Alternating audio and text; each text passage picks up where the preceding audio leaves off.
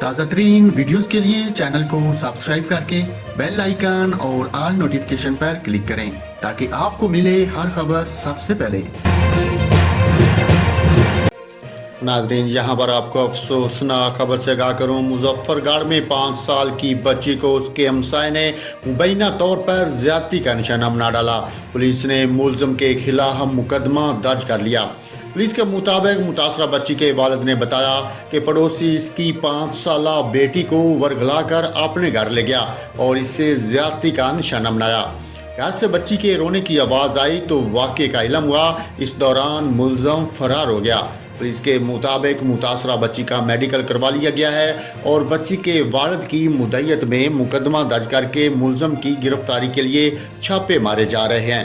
ناظرین، افسوسناک واقعہ پیش آیا مظفر گڑھ میں، جہاں 5 سال کی بچی کو اس کے ہمسائے نے مبینہ طور پر زیادتی کا نشانہ بنا ڈالا۔